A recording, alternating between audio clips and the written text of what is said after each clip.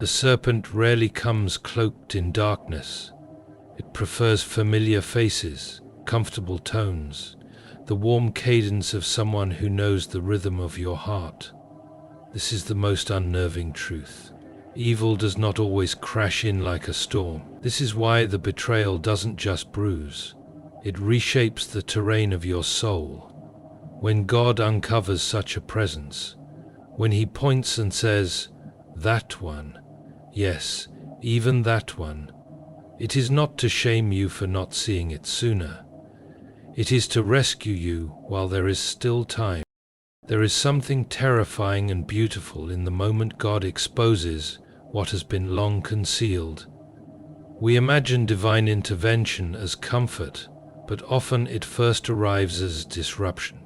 The things that have quietly drained you, the subtle sabotage wrapped in affection, the covert undermining that wore the mask of concern. These are the quiet poisons heaven refuses to let remain. For too long you have thought it was your fault. You assumed the tension was yours to fix, the strangeness yours to endure. But it was not confusion, it was camouflage. And now the hour has come for light to strip it away.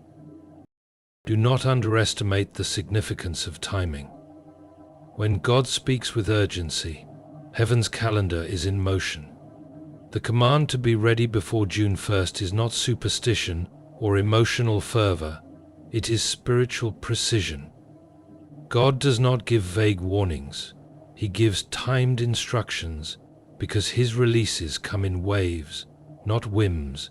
And this window, this narrowing space of days, is not only for severance, it is for sanctification. He is giving you a head start. He is giving you a way out while the fire is still gathering, while the tide is still turning. And what He's asking you to do now, see clearly, move swiftly, trust deeply, will determine how you stand in the days to come. Still, let us be honest about the pain. It is one thing to wrestle with the serpent outside the gate. It is another to realize it has slept in your house. What do you do when God tells you the person you've prayed with, wept with, protected and defended was the very vessel the enemy used to delay your destiny? It is a shattering thing, but the shattering is sacred, for only what is broken can be reshaped by the hand of the potter. God is not exposing this to destroy your love for others. He is exposing it to reclaim your love for yourself, your future, your calling. The truth is, you were never going to walk into the next season dragging the old weight. You were never going to inherit freedom while still entangled with deception. Release is not just about what you receive from God, it's about what He removes from around you. What He is breaking off now, familiar betrayal, subtle jealousy, bloodline manipulation. He is doing so with urgency because the promise is near, but only those unburdened will rise to meet it. So be warned, but also be comforted. What has been revealed is what was always there. The snake did not become a snake when you saw it. It simply ran out of places to hide. And the God who revealed it will not leave you alone in its aftermath. He is not just exposing, He is delivering. He is not just separating before the appointed time strikes, before the clock turns to June 1st. May your heart be emptied of every false loyalty and your hands opened wide to the divine exchange. Deception for clarity, grief for glory, and bondage for release. There comes a moment in every soul's journey when the veil is lifted, and what was once a shadow on the wall becomes a creature with a name. That moment has come for you, and the hardest part, the part no one warns you about, is that the creature was not lurking outside your door, but living under your roof. The serpent was not a stranger, it was someone who carried your memories, someone whose laughter once calmed your storm. This is where spiritual warfare becomes personal. When God begins to expose, it often isn't the enemies you expected. It's the ones you never dared question. You see, darkness often chooses hosts that are familiar, because we lower our guard where love once lived. This is why the pain of exposure is not just mental, but spiritual. It forces a kind of mourning, not only for what was done to you, but for the illusion that kept you captive. You mourn not just betrayal, but misplaced trust. You grieve not only what was said and done, but the years spent trying to fix what heaven was calling you to release. That's the subtle cruelty of the serpent. It doesn't strike to kill outright, it coils slowly. It whispers, guilts, manipulates. It survives by convincing you that peace means silence, that loyalty means submission, that discernment is just paranoia. But now, in His mercy, God has turned on the light. The serpent has been named. Its presence cannot be justified anymore. You've seen too much to pretend it away. The exposure is complete, and the Spirit of God is standing at the door with fire in His eyes, offering not just justice, but deliverance. But let us speak of timing, for it is not incidental. We are not creatures suspended in chance. We serve a God who operates in appointed seasons. The command to be ready before June 1st is not just dramatic flair, it is a divine countdown. We are walking through a threshold of spiritual transaction, a moment where the heavens are bending low with intention. When God sets a date, it is not to stir fear, but to stir readiness. What is coming is not merely a shift, it is a release. And what has been holding you must be gone by then, or you risk carrying the serpent into the sanctuary of your next season. Let us speak plainly. Some of you have felt the tension for years. You've felt the drain, the delay, the cycle that never quite breaks. You prayed harder, you loved deeper, you forgave endlessly, but nothing changed, because what you were trying to heal was not a wound, it was a spirit.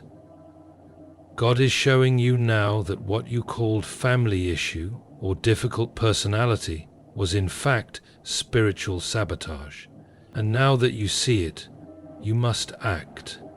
You must prepare, not with anxiety, but with clarity.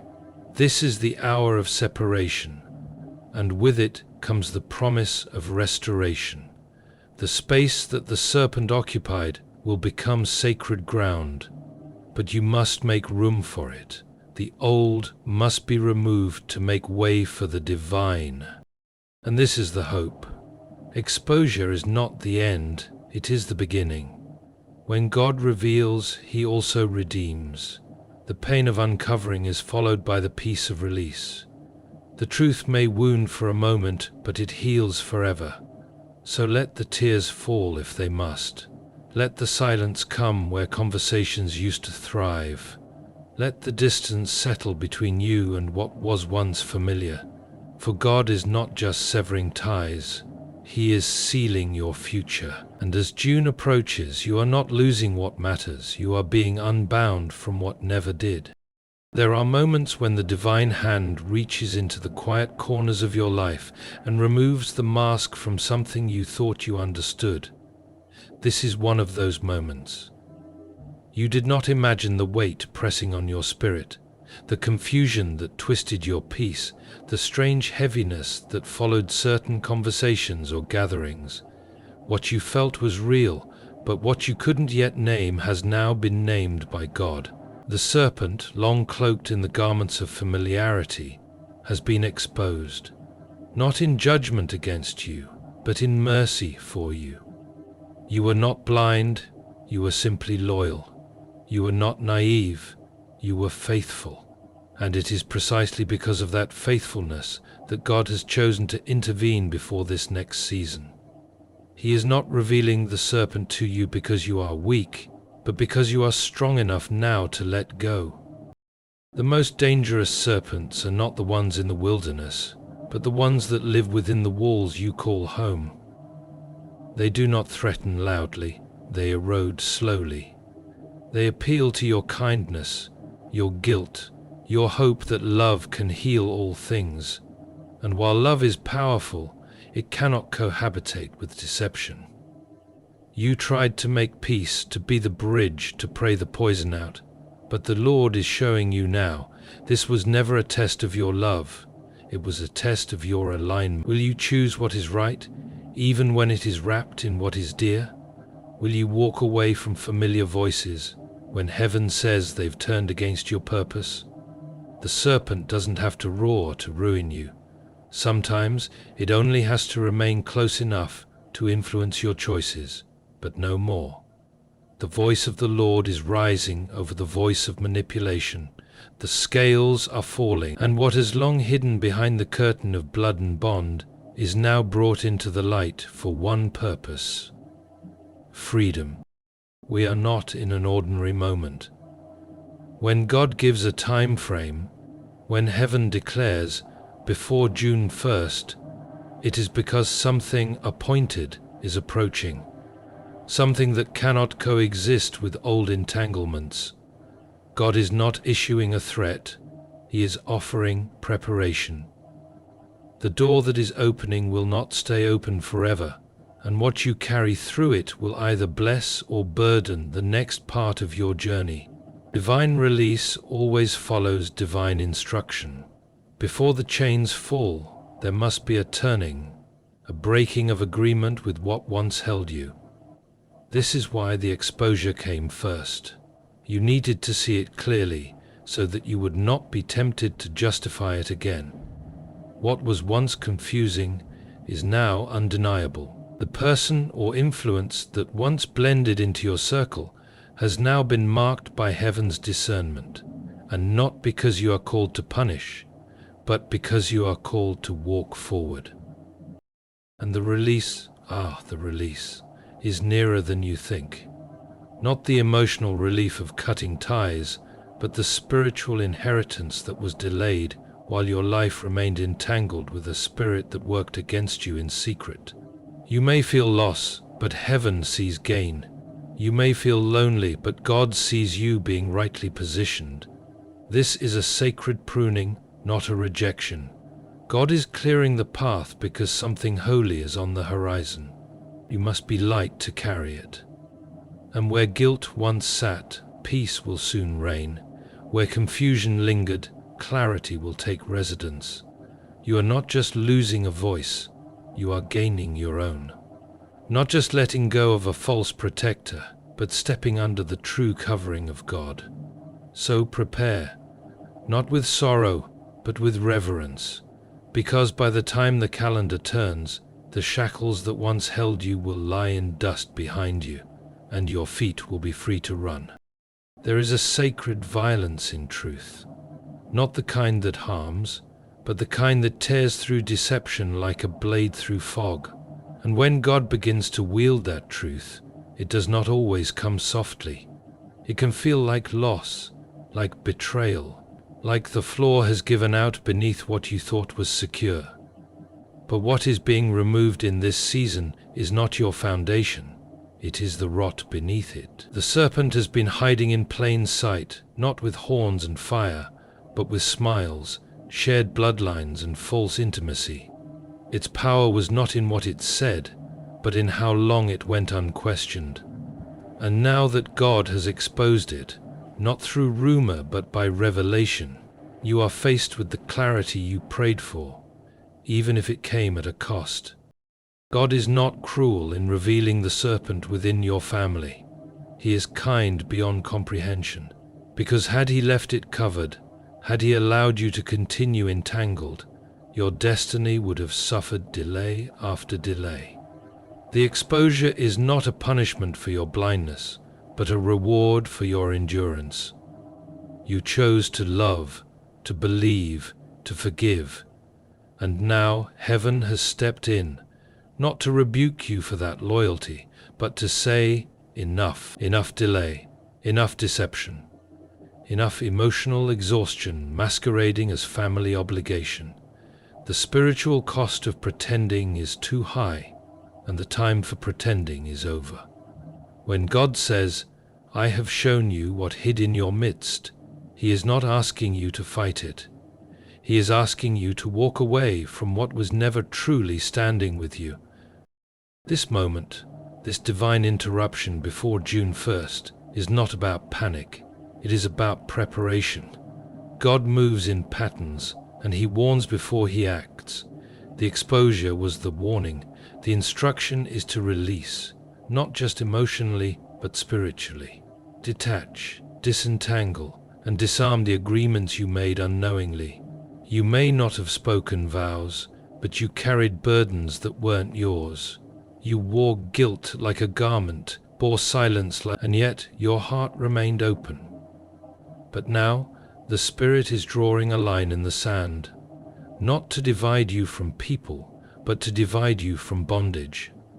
This is the mercy of divine timing. The serpent is exposed not at the end, but before the door of promise opens. Because what God is about to pour out cannot share space with anything that hinders, manipulates, or mimics love. And so, the fourth truth rises with quiet strength. The release is real. It will not be performative. It will not be symbolic. It will be actual, measurable, transformative. But it requires your alignment, not your perfection, but your agreement with heaven. Release does not always feel like relief in the beginning. Sometimes it feels like solitude. Sometimes it feels like betrayal, reversed. But it is freedom in its purest form. You will find that peace has a sound. Silence from the chaos you didn't realize was always background noise. You will discover that provision flows where manipulation once drained. God is not just cutting something off. He is making room for what He promised. You are not stepping away from something, you are stepping towards someone. The version of you that breathes without fear, lives without apology, and walks in divine authority. What you do now matters. These days are sacred. The serpent is no longer hidden, and that changes everything. It means the spell is broken, the fog is gone, and the road is open. You don't owe explanations to those who benefited from your confusion. You don't owe guilt to those who mistook access for entitlement. You owe only your obedience to God and your loyalty to the future He's been fighting to protect. By June 1st, let it be known in the heavens and on earth. You saw the serpent, you believed the warning, and you chose freedom. There are moments when God does not whisper but roars, not in fury but in truth. And when that truth breaks into your life, it rarely arrives the way you imagined. It comes like lightning, sudden, undeniable, and permanent. That is what has happened now. The serpent that moved quietly in your midst, the one cloaked in closeness, wrapped in shared history and language, has been exposed. You were not paranoid, you were not too sensitive. What you discerned in fragments, heaven has now revealed in fullness. And the pain you feel is not weakness, it's the aftershock of clarity. Because the hardest betrayal is not when your enemy rises against you. It's when the one you called family was the open door to your delay. God is not cruel in His timing. He does not reveal to embarrass. He reveals to liberate. The serpent did not change when it was exposed. It was always what it was.